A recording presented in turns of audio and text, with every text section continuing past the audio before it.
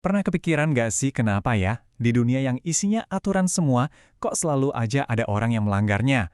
Mulai dari yang sepele kayak nyerobot antrian, sampai yang dampaknya lebih besar. Ini tuh bukan soal benar atau salah doang loh, tapi teka-teki mendasar tentang cara masyarakat kita bekerja. Coba dibayangin masyarakat kita ini kayak mesin raksasa. Biar mesinnya jalan lancar, kan butuh cetak biru ya, semacam panduan gitu.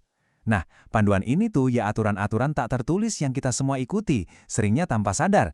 Aturan inilah yang bikin semuanya jadi teratur dan bisa kita prediksi. Tapi kalau aturan ini sepenting itu, kenapa ada aja orang yang kayaknya sengaja ngerusaknya? Nah, ini dia misteri utama yang bakal kita coba pecahkan bareng-bareng. Kita akan lihat kenapa kerusakan ini bisa terjadi dan apa sih yang sebetulnya diungkapkan oleh perilaku itu tentang mesin masyarakat kita. Oke, untuk bisa membongkar misteri ini, kita harus mulai dari fondasinya dulu.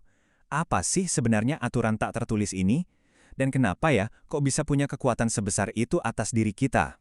Menurut sosiolog Emil Durkheim, masyarakat itu bukan cuma sekumpulan orang doang. Masyarakat itu adalah sebuah kekuatan tersendiri, sebuah realitas yang seolah-olah hidup, yang mengikat kita semua lewat ekspektasi bersama. Nah, ekspektasi inilah yang kemudian membentuk aturan main kita. Aturan main ini namanya norma sosial. Anggap aja ini semacam buku panduan tak terlihat buat kehidupan kita sehari-hari yang ngatur semuanya.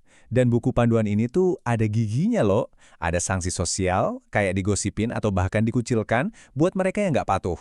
Inilah yang bikin dunia sosial kita terasa normal dan teratur. Lalu, gimana ceritanya kalau ada orang yang seolah-olah nekat ngelempar buku panduan itu keluar jendela? Nah, disinilah kita masuk ke wilayah yang disebut para sosiolog sebagai perilaku menyimpang. Tapi penting banget nih buat dicatat. Dari kacamata sosiologi, tujuannya itu bukan buat ngejudge. Kata menyimpang di sini bukan berarti jahat ya, artinya cuma beda dari norma. Tugas kita adalah memahami kenapanya, bukan sekedar ngasih label. Nah, slide ini nih kuncinya buat ngerti kenapanya. Menurut sosiolog Robert Martin, di masyarakat itu sering ada ketegangan. Maksudnya gini, kita semua diajarin buat pengen hal yang sama, misalnya sukses. Tapi nggak semua orang dikasih jalan yang resmi buat nyampe ke sana. Kesenjangan inilah yang maksa orang beradaptasi. Ada yang konformis, ya udah ikutin aja aturannya. Ada yang berinovasi, nyari jalan pintas, bahkan yang ilegal. Ada yang jadi ritualis, udahlah nyerah sama tujuannya, yang penting kerja aja. Ada yang mengasingkan diri, nolak semuanya. Dan terakhir, ada yang memberontak, mau bikin sistem baru sekalian. Nah, sebagian besar penyimpangan yang akan kita bahas itu datang dari adaptasi inovasi ini. Oke, teorinya cukup. Sekarang, mari kita lihat gimana ketegangan sosial ini benar-benar meledak di dunia nyata. Contoh pertama kita adalah fenomena yang, kita semua udah familiar, tawuran pelajar. Yang mungkin bikin kaget, kekerasan ini tuh nggak selalu acak loh. Seperti yang kita lihat, ada dua jenis. Ada tawuran yang direncanakan, hampir kayak janjian tanding. Tapi ada juga yang spontan, ledakan kekerasan yang bisa dipicu sama hal sepele. Ini nunjukin kalau ada ketegangan yang udah lama banget terpendam, tinggal nunggu pemantik kecil aja buat meledak. Jadi, apa sih pemicunya? Ini kayak resep bencana ya. Ada persaingan balap liar, sengketa nonton bola, sampai lingkaran setan balas dendam yang nggak ada habisnya. Tapi semua ini diperkuat oleh satu hal yang paling krusial, solidaritas kelompok yang luar biasa kuat. Di situasi ini, loyalitas ke geng itu jadi segalanya. Melanggar aturan masyarakat demi membela kelompok malah terasa jadi satu-satunya pilihan yang benar. Kekerasan fisik yang meledak-ledak kayak gini itu satu wujud ketegangan sosial.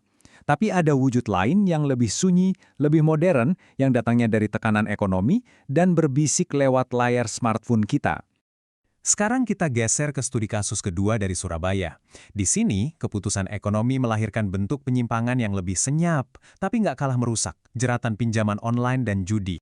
Coba deh kita lihat siklus mengerikan ini. Semua berawal dari tekanan ekonomi.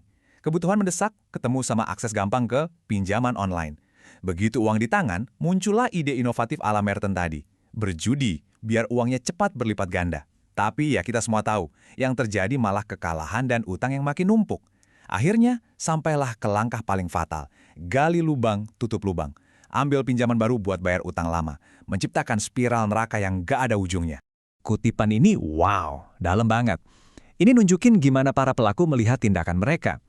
Ini bukan lagi soal serakah, tapi udah dianggap sebagai respons yang logis terhadap situasi mereka yang terjepit. Mereka melanggar norma bukan karena mereka jahat, tapi karena mereka merasa ya nggak ada pilihan lain. Tentu aja, masyarakat nggak tinggal diam dong. Ada mekanisme yang dirancang untuk merespons penyimpangan-penyimpangan ini. Para sosiolog menyebutnya sebagai bentuk pengendalian sosial. Di sini kita bisa lihat bedanya kan? Buat tawuran, responsnya cenderung reaktif dan personal. Polisi turun tangan buat mediasi, sekolah ngasih konseling. Sementara buat krisis utang, solusinya lebih sistemik dan preventif. Yuk ubah aturannya, yuk tingkatkan pendidikan keuangannya. Oke, kita udah lihat soal tawuran, udah lihat soal jeratan utang. Jadi, apa benang merahnya? Apa kesimpulan besarnya? Yuk, kita satukan semua kepingan ini buat melihat gambaran utuhnya, karena ini adalah poin terpenting dari pembahasan kita. Nah, ini dia intinya. Perilaku-perilaku yang kita lihat sebagai buruk atau salah ini seringkali sebenarnya adalah cara adaptasi yang logis terhadap struktur sosial yang timpang. Ketika masyarakat ngasih tujuan sukses buat semua orang, tapi nggak menyediakan jalan yang adil buat semua orang mencapainya, ya jangan kaget kalau sebagian orang bakal mencari jalan alternatif, sekalipun jalan itu melanggar aturan. Jadi, mungkin pertanyaannya harus kita balik ya. Bukan lagi, kenapa sih orang-orang itu melanggar aturan, tapi lebih ke, ada yang salah nggak ya dengan aturan atau sistem kita, sampai-sampai orang merasa perlu untuk melanggarnya? Nah, ini pertanyaan yang bagus untuk kita renungkan bersama.